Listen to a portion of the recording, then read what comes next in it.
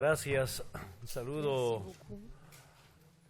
al hermano presidente de la salue Universidad Monsieur le président de l'université, Pau, mon frère, al rector de la universidad, le directeur de saludo l'université, también le recteur des universités. Je al salue prefecto également de esta región, le préfet al de hermano cette alcalde région, de la ciudad, le frère maire de la ville de Pau, a docentes, estudiantes, invitados aux especiales enseignants, aux étudiants, aux invités spéciaux, a este acto. Un saludo à cette especial cérémonie. Un salut al tout amigo particulier José Bové, à mon avis José amigo Bové, como ser humano, ami comme être un humain, hermano del campo, un frère un qui connaît la compañero vérité de la revolucionario. Muchas campagne, gracias, José, por un ami acompañarnos en este acto. révolutionnaire. Merci d'être ici pendant cette cérémonie. Primero, expresar mi Je voudrais gran d'abord vous exprimer agradecimiento a esta universidad mes grands por remerciements invitarnos pour cette université. Je y vous por remercie de m'avoir reconocernos invité et d'avoir como reconnu, doctor honoris de m'avoir causa, reconnu comme docteur honoris que este causa. corresponde a los pueblos indígenas de Bolivia, En fait, cela revient a aux nuestros peuples movimientos sociales, indigènes de la Bolivie, aux mouvements y escuchando la indigènes intervención. qui ont écouté notre l'intervention de Monsieur le Président de l'université. Evidentemente que estamos Nous sommes bien évidemment au cœur d'une lutte sociale, una lucha social convertida en una lucha electoral une lutte sociale qui devient une lutte para los électorale cambios afin que llevamos adelante en d'obtenir Bolivia. des changements politiques profonds en Bolivie. No ha sido sencillo Ça n'a pas été facile d'avancer hasta donde llegamos et d'arriver là où nous sommes arrivés. por ahora. No ha sido sencillo Ça n'a pas été facile organizarnos, movilizarnos, de nous organiser, de nous mobiliser muchas elecciones. pour gagner de nombreuses élections. Sin embargo, Et pourtant, tan importante haber sido la unidad, il est tellement important d'avoir réussi l'unité du peuple et surtout l'unité de divers secteurs sociaux. yo diría, desde el año 1995 Je dirais que depuis 1985, surge un movimiento político naît un mouvement de politique liberación de libération del pueblo boliviano, du peuple bolivien. un movimiento político de los sectores más Un mouvement politique humillados de la des historia de secteurs qui avaient été le plus humiliés de l'histoire de la Bolivie, despreciados, le secteur des indigènes qui avaient été discriminés, humiliés, inclusive en algunos tiempos et qui, à certaines époques, políticas externas orientaban al exterminio avaient del été indígena.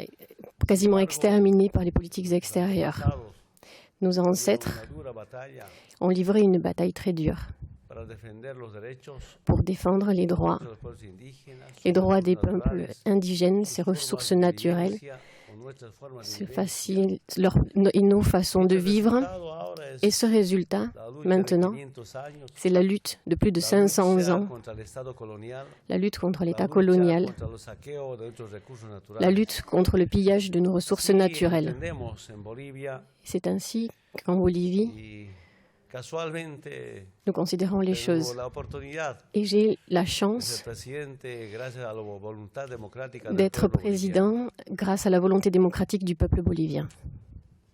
Usted sabe muy bien, Vous savez como très decía en bien, su mensaje nuestro rector, comme l'a dit yo le me fui président, del altiplano j'ai quitté l'altiplano, boliviano al les hauts oriente plateaux boliviano.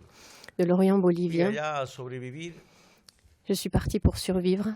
que evidentemente en el altiplano boliviano Évidemment, si sur les no hauts se plateaux boliviens, garantizaba la producción agrícola, la production agricole n'était pas du tout que garantie. la sequía, Il y avait des la sécheresses, granizada, des, la helada, des grêles, dejaba sin la gelée, producción ruiner les agropecuaria, productions por tanto, sin alimento très souvent para et todo donc el año. laisser les gens sans aucune ressource Y pour toute estos y l'année. muchos factores nos obligaron a irnos Tous ces del facteurs occidente al nous oriente. ont obligés à aller d'Occident en El Orient, altiplano d'Ouest boliviano en nunca Est, había en Est. presencia del Estado.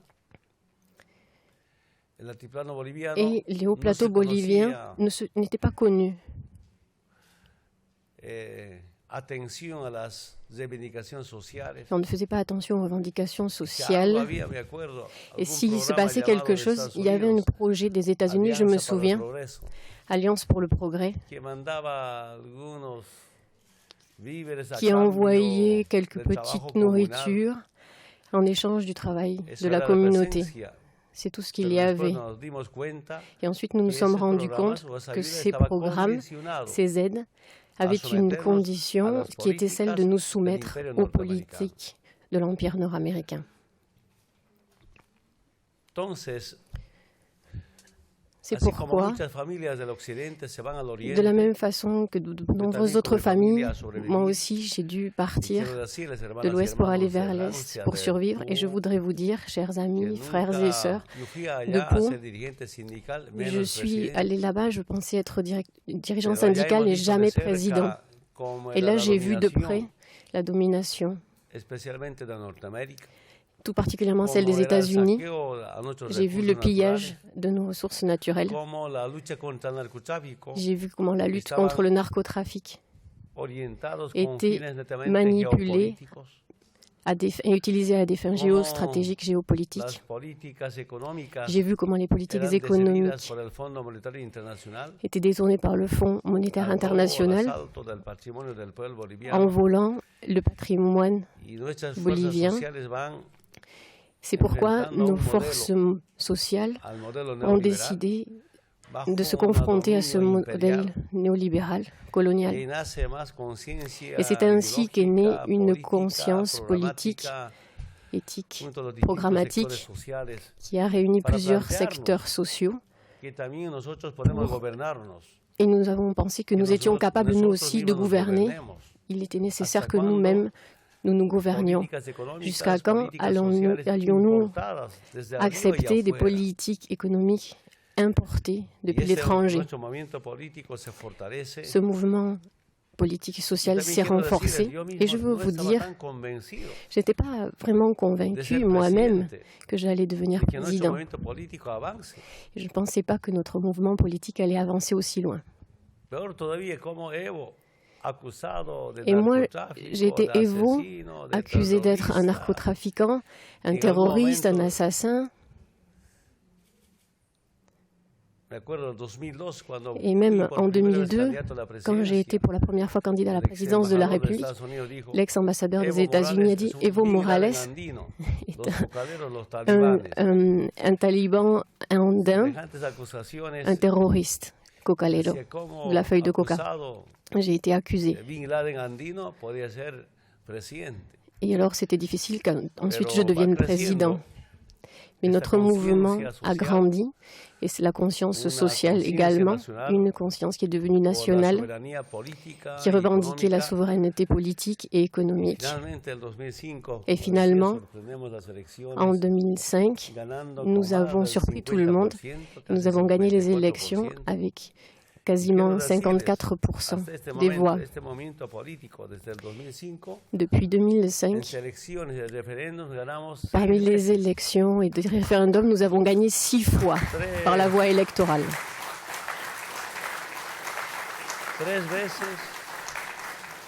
3 fois avec plus de 50% et 3 fois avec plus de 60%. Jamais dans l'histoire de la Bolivie, depuis la fondation de la République, il y avait eu un parti politique qui avait gagné 6 élections consécutives, de plus avec 50 et plus de 60% des voix. Cette stabilité politique est garantie également par les mouvements sociaux. Chers amis français de cette université, ces faits qui ont obtenu le résultat que vous connaissez,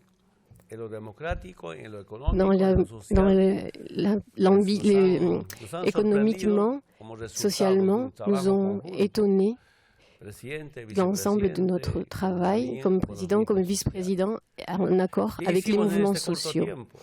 Je voudrais dire que ce court moment, je voudrais vous rappeler que sur le plan politique, nous avons contribué à la refondation de la politique. Au niveau économique, nous avons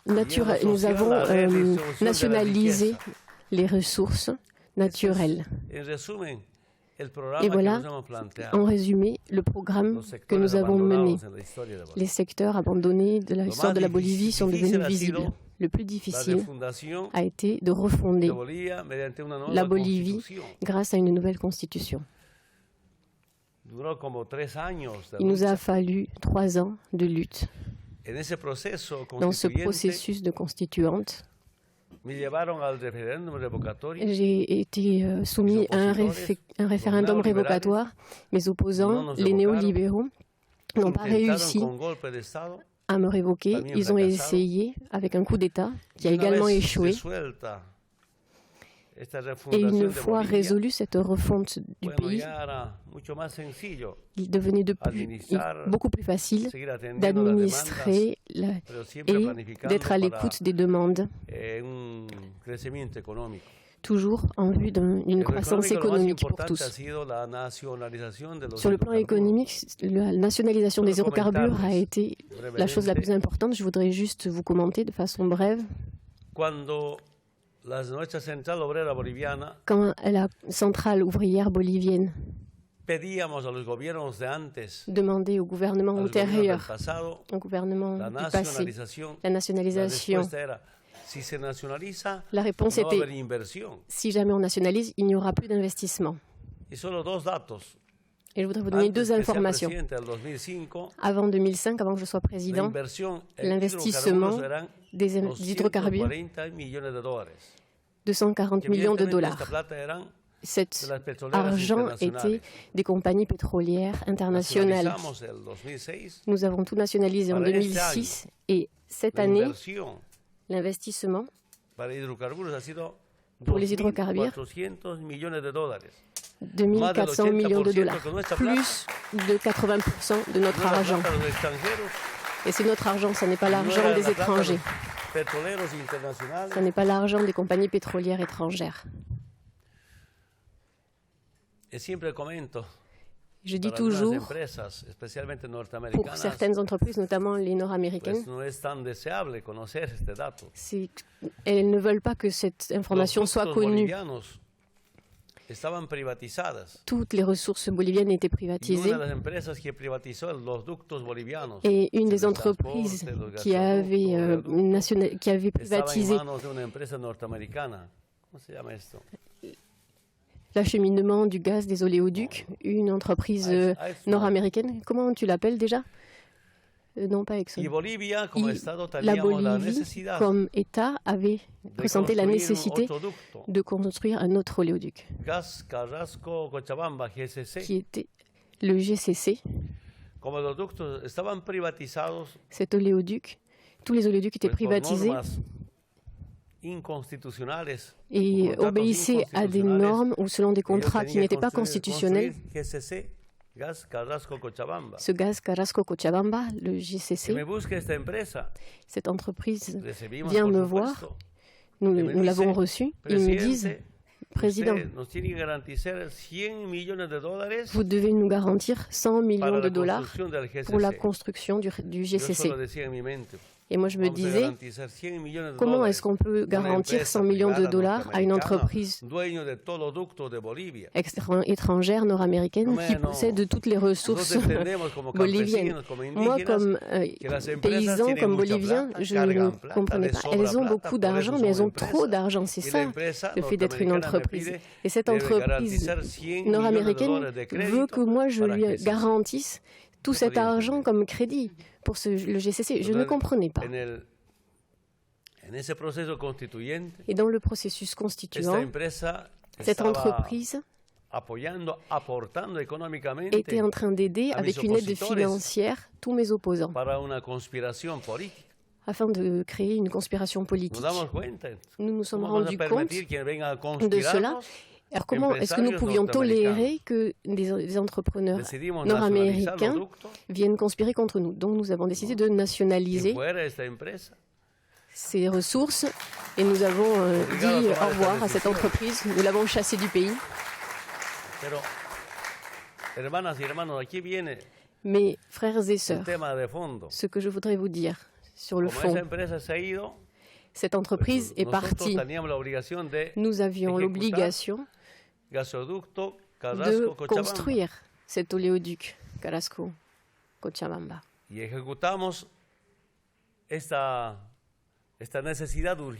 nous avons mis en place ce qui était une nécessité urgente, ce cet oléoduc gazoduc. Combien est-ce que cela nous a coûté?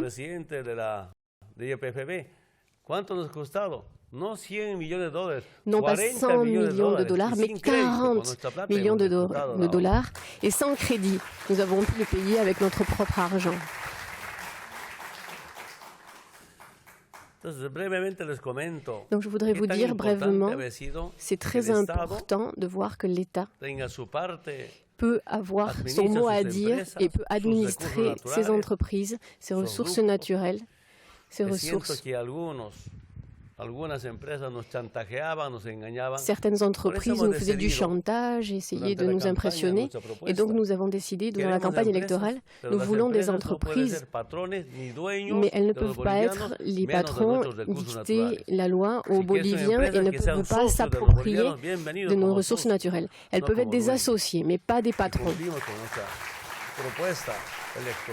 C'était notre proposition électorale, notre proposition de campagne. Quelques informations importantes. Je voudrais que vous sachiez l'inversion et l'investissement public, 125 millions de dollars. Ensuite, après la nationalisation, après la réappropriation de nombreuses entreprises publiques comme Intel, les télécommunications, nous avons programmé 7 200 millions de dollars avant. Pour cette année, 7 200 millions de dollars d'investissement public. Imaginez le changement profond, radical. Le PIB, en 2005,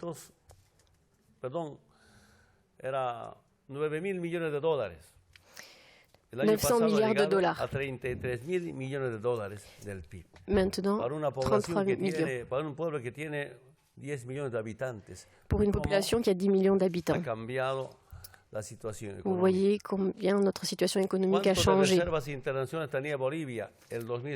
En 2005, 1 700 millions de dollars et nous sommes passés à 15 milliards de dollars de ressources propres. Voilà le fruit de la nationalisation et voilà le fruit de la lutte du peuple bolivien.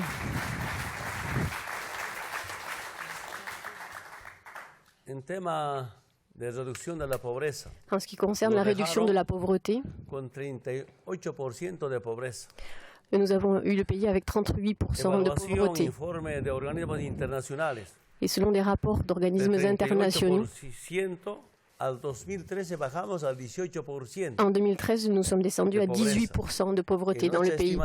Dans notre... Et nous pensons pouvoir les différents niveaux, les différentes catégories. Mais selon ces critères-là, nous étions le dernier pays d'Amérique latine. Et nous avons réussi à augmenter les salaires. Et cette année, Bolivie va être le premier pays qui va augmenter sa croissance économique et le second pays de toute l'Amérique latine. Et si nous avons ces résultats, c'est parce que nous avons fait de la politique. Nous ne considérons pas que c'est des affaires pour la politique et pour les hommes politiques. Maintenant, nous considérons que la politique, c'est l'effort, l'engagement et aussi les sacrifices de la part du peuple bolivien. Je dis cela. Quand je suis arrivé à la présidence, le président gagnait comme 40 000 boliviens, pays de monnaie locale, chaque mois. Et notre ministre des Affaires étrangères, David Cochelhuanca, qui nous accompagne, le premier mois, il gagnait beaucoup, plus de 25 000. Non, il gagnait plus de 40 000. Et moi, je gagnais moins que lui. Le premier mois de mon exercice. Mais ensuite, nous avons baissé tout le salaire du président à 15 000 Et tous les ministres avaient aussi un autre rang, un autre statut politique. Je ne pouvais pas forcément baisser autant. Jusqu'en 2006, nous n'avons pas augmenté les salaires ni pour le président, ni pour le vice-président, ni pour les gens du Parlement. Et ensuite, nous avons pu augmenter un petit peu les salaires parce que la situation économique était meilleure. La politique, c'est une science de service pour le public et non pas une affaire pour les hommes politiques.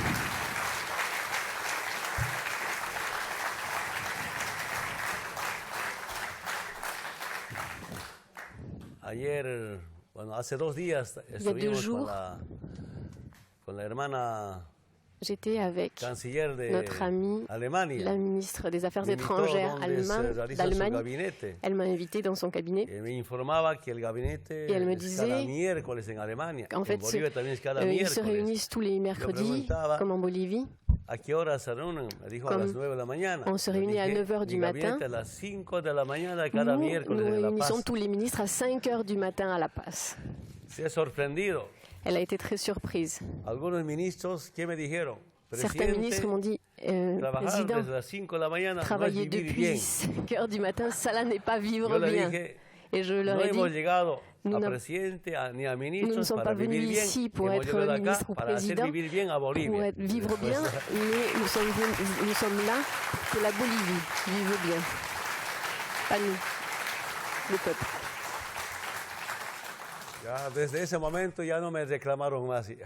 Et depuis ce jour, ils ne m'ont plus fait aucun reproche. Donc, chers amis, je veux vous dire qu'il est très important, qu'il a été très important, cette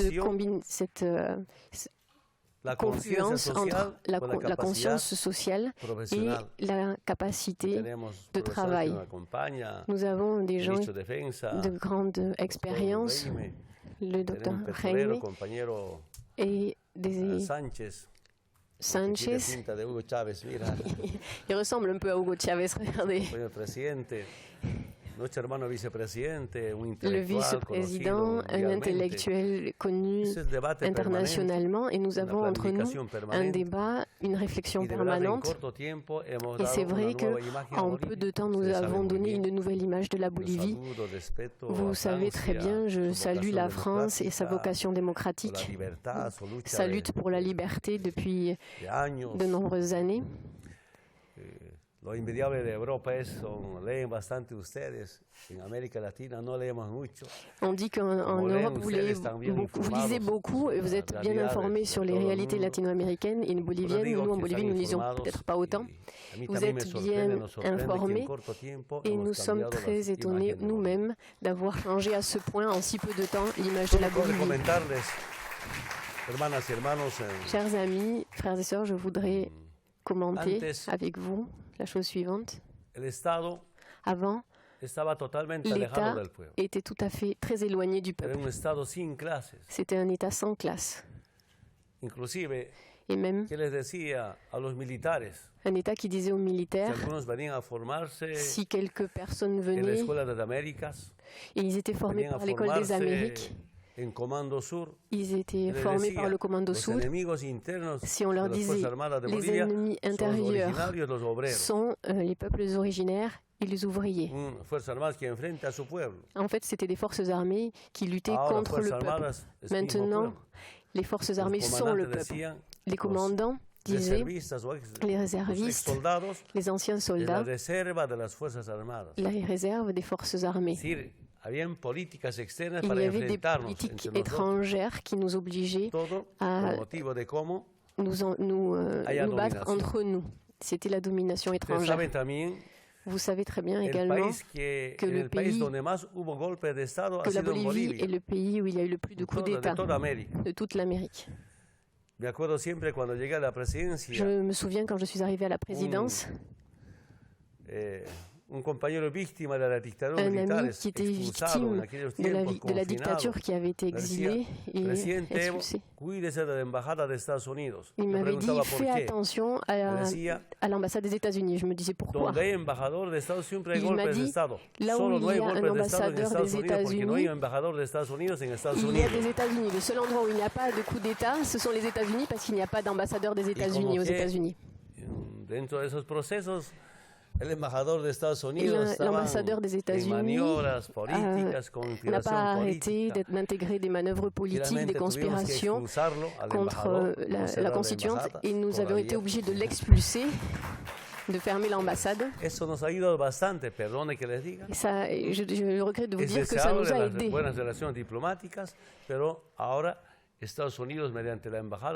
Maintenant, les États-Unis, par son ambassade, ne décident pas le futur politique de la Bolivie. Imaginez cette domination depuis le haut, depuis l'extérieur, depuis l'étranger. Je veux que vous sachiez, que les nouvelles générations sachent. C'était une domination verticale. Quand il y a des mouvements de libération, alors systématiquement, ils envoyaient des coups d'État. Et quand il y avait des partis ou des gouvernements qui étaient favorables à l'impérialisme, là, il n'y avait jamais de coup d'État, alors qu'ils n'avaient que 20 ou 30% aux élections. Et ils pouvaient gouverner sans problème, parce qu'ils étaient sous la tutelle de l'ambassade des États-Unis. Mais plus encore, verticalement, on cherchait à nous diviser pour nous dominer politiquement. Et en nous dominant politiquement, on pouvait nous voler et faire des pillages économiques. C'est l'histoire de la Bolivie et de quasiment toute l'Amérique latine. La Banque mondiale, le Fonds international monétaire imposaient des politiques économiques au pays. Depuis que je suis arrivé au gouvernement, nous avons revu certaines informations économiques. On nous disait, si vous privatisez, toutes les raffineries de Santa Cruz et de Cochabamba, on peut avoir 30 ou 40 000 $ de crédit. Donc, vous privatisez et on vous donne ce crédit. Et du coup, ça devenait une dette. Un crédit, une hypothèque. Et surtout, on vendait notre patrimoine, on l'offrait aux multinationales étrangères. Et à juste titre, les mouvements sociaux, nous sommes organisés d'abord socialement, syndicalement. Le pouvoir syndical, le pouvoir social n'avait pas été suffisant pour changer la Bolivie. C'est une particularité intéressante pour le monde entier de la lutte sociale, de la lutte communautaire. Nous avons pu faire une lutte électorale avec des principes et des valeurs, avec un programme qui avait été établi avec le peuple. Ça, c'est notre particularité. Dans tout le monde, il y a des partis de gauche, il y a des partis anti-impérialistes, il y en a aussi qui sont pro-capitalistes et ils ont le droit. En Bolivie, tous les secteurs, nous avons eu à nous battre contre le système néolibéral pendant plus de 20 ans. La Bolivie, je répète, c'était le dernier pays de l'Amérique du Sud, quasiment de toute l'Amérique. 40 ans avec un déficit fiscal, avec des morts, sans stabilité politique. J'ai été soldat des forces armées. Et en une année, j'ai connu 3 présidents. Je ne comprenais pas. En 1978, c'était le général Banzer qui était président. Et je ne comprenais pas grand-chose en thème politique. J'avais 17-18 ans. Et alors, on me disait, voilà, un coup d'État et un autre général devenait président. Moi, j'étais maigre et pas très grand, donc on m'a mis comme soldat politique. Une nuit, j'ai laissé mon commandant, qui s'appelait Padilla Arancilla, demain. Et en fait, il n'était plus commandant, il était président. Et je ne comprenais pas bien ce qui se passait. Et je voudrais vous dire aussi, avant que je sois président, les 5 années précédentes, il y a eu un président chaque année. 55 présidents. En 2001, Banzer. En 2002, tout au kilogramme. 2003, González Sánchez de Lozada. 2004, Carlos Mesa. 2005, Rodrigo Bercé. En 2006, nous avons pris le pouvoir. Et je ne peux pas le croire, ça va faire 10 ans que nous sommes à la présidence de l'État plurinational de Bolivie. Au mois de janvier prochain. Et je veux vous dire, il est très important d'obtenir la stabilité politique pour qu'un pays soit prospère économiquement, afin de pouvoir reprendre les ressources naturelles et pouvoir organiser l'économie. C'est une très grande responsabilité. Finalement, chers amis, là, nous avons connu José Bové. José, j'étais en France et en Europe, je faisais une campagne pour défendre la feuille de coca. Il y a eu une convention des Nations Unies. Ils ont décidé qu'il fallait éradiquer toute la feuille de coca de toute la région andine. Ce sont des conventions. On ne pouvait pas comprendre comment une feuille de coca, qui était si importante pour notre santé. Il y a des recherches en France, en Allemagne, en Amérique latine, les meilleures universités, et même des universités comme Harvard aux États-Unis ont fait des études. Et ils recommandent de mâcher la feuille de coca. Il y a maintenant des études de chercheurs européens. La feuille de coca est, pas la cocaïne s'il vous plaît, mais la feuille de coca est l'un des meilleurs aliments pour l'être humain. Et je voudrais vous dire que l'Amérique du Sud, vous vous souvenez, l'ancien du Paraguay, il avait toujours la feuille de coca dans la poche. Qu'est-ce que tu fais avec ça? En fait, c'était son médecin qui lui avait recommandé de consommer de la feuille de coca contre le diabète. Beaucoup de gens ont des médicaments. En fait, on voulait éradiquer la feuille de coca. L'objectif zéro feuille de coca, l'objectif zéro paysans qui travaillent la feuille de coca. Nous avons rencontré beaucoup d'institutions européennes. Nous avons fait une campagne, nous avons expliqué, moi je venais ici pour défendre la feuille de coca, la vision des peuples indigènes. J'ai pas mal couru toute l'Europe. Je suis restée en France, je n'ai pas y apprendre le français. Bonjour, merci beaucoup. Mais après, je suis partie. Mais j'ai un grand souvenir de France. Quand j'étais petit, pendant mon adolescence, et je ne fêtais pas mes anniversaires. Enfin, je fêtais mes anniversaires, mais je n'avais pas de gâteau. En 89, j'ai fêté mon anniversaire en France.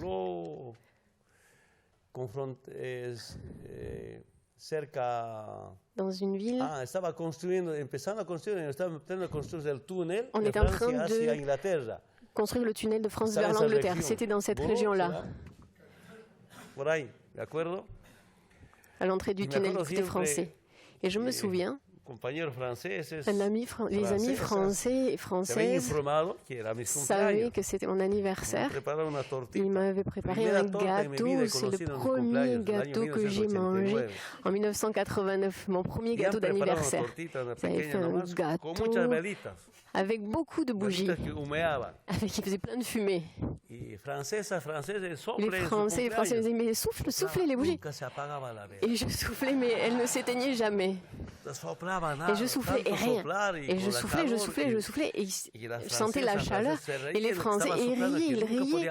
Et en fait, je ne pouvais jamais éteindre les bougies.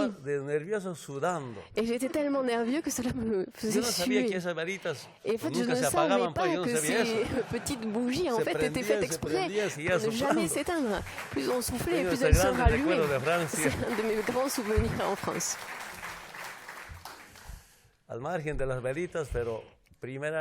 Et en plus de ces petites bougies, c'est vraiment la première fois que j'ai eu un gâteau d'anniversaire en 1989. Et là, avec le travail, beaucoup d'efforts, sur les hauts plateaux, on ne fête pas trop les anniversaires.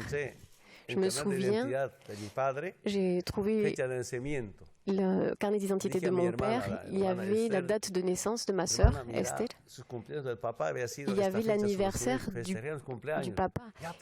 Et je ne savais pas quelle était sa date d'anniversaire. Et en fait, dans une réunion familiale, j'ai dit à mon père, je vais fêter ton anniversaire. Il a dit, mais quand est-ce que c'est mon anniversaire? Ben voilà, c'est marqué sur la carte d'identité. Et mon père me dit, non, cette date de naissance, je l'ai inventée pour entrer à l'armée. Et en fait, ni mon père ni ma mère ne connaissaient leur date de naissance. Ils ne la connaissaient pas. Ça nous a beaucoup étonnés. Une fois, puisque nous parlons d'anniversaire, je voudrais vous dire, j'aime bien faire du sport. Un dimanche, je jouais au foot et mes amis m'ont dit, ami Evo, le mercredi prochain, c'est ton anniversaire. On va faire la fête. Oui, d'accord, on va faire la fête. Donc j'ai travaillé au mois d'octobre et il faut semer le riz. Donc je suis partie travailler et j'avais oublié que c'était mon anniversaire. Et le dimanche suivant, je me suis dit, ah, j'ai oublié de fêter mon anniversaire. Et il y a beaucoup de personnes qui vivent encore comme ça. Et ce que nous cherchons, c'est à éliminer cela. Nous avons mis en place un projet qui s'appelle Vivre bien. Et je voudrais vous dire, pour terminer, grand merci. Cet honneur que vous me faites, mais aussi à tous les mouvements sociaux qui s'organisent et qui veulent libérer les peuples. C'est un grand message, il est possible que les peuples se libèrent. Le peuple uni m'a permis de devenir président de façon provisoire.